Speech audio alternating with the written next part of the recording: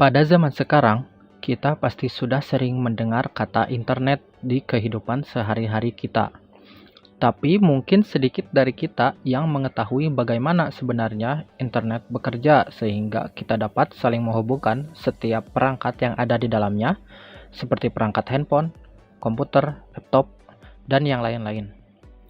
Kemudian kita juga di internet bisa saling berbagi pesan atau saling berkomunikasi. Internet bisa kita sebut juga sebagai interconnected network atau dalam bahasa Indonesianya jaringan yang saling terhubung. Jaringan ini dibuat untuk menghubungkan setiap device seperti PC, handphone, dan laptop. Jaringan-jaringan ini dapat terhubung menggunakan kabel maupun tanpa kabel.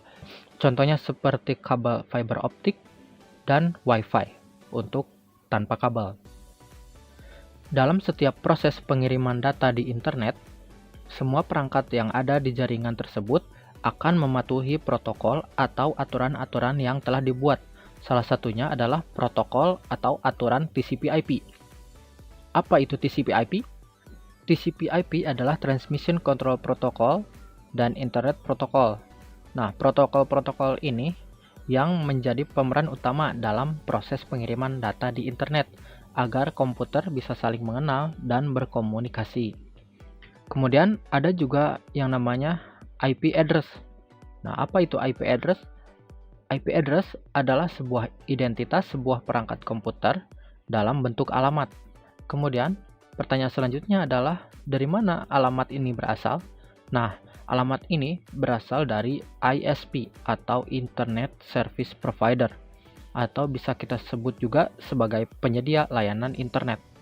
Contohnya yaitu IndiHome, Telkomsel, kemudian ada Biznet, Indosat, dan yang lainnya. ISP ini akan memberikan IP address atau alamat kepada para pengguna untuk digunakan sebagai identitas komputer, handphone, dan yang lainnya ketika perangkat-perangkat ini berada di internet.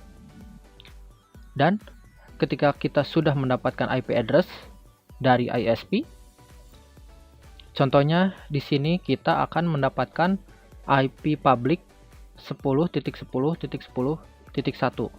Nah, IP ini sekali lagi bisa kita sebut sebagai IP public.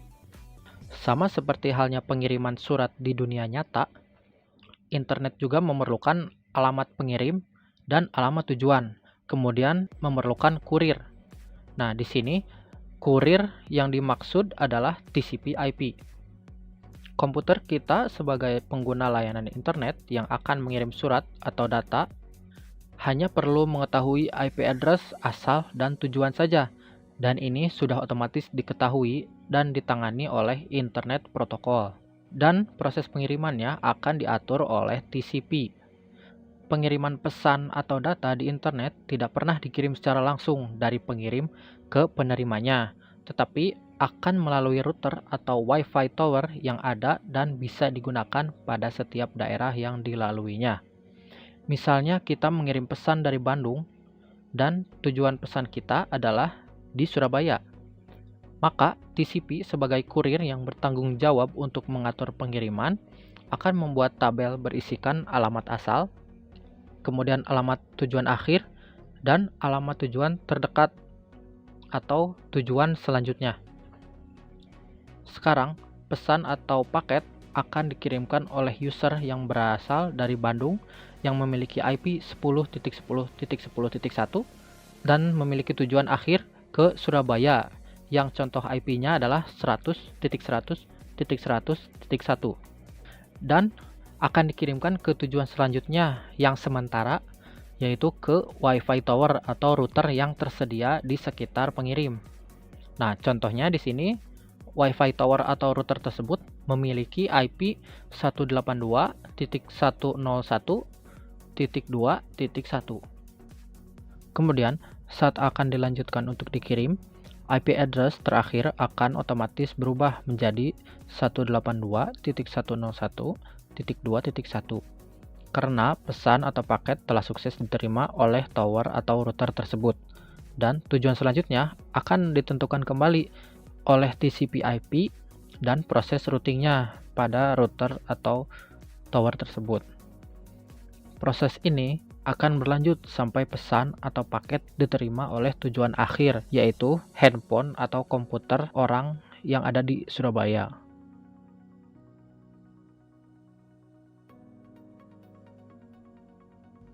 Dengan catatan, jika tower yang dituju ada masalah, maka tower atau router tersebut akan mencari jalan atau tujuan cadangan ke tower atau router yang tersedia di sekitarnya, sehingga pengiriman pesan atau paket akan tetap berlangsung. Sehingga bisa dikatakan bahwa pesan atau paket kita sebenarnya bergerak secara fleksibel atau dinamis ke seluruh tower yang tersedia, yang berarti memungkinkan pesan atau paket dari Bandung dapat dikirim ke Surabaya, tapi melalui tower atau router di pulau lain, negara lain, bahkan di benua lain.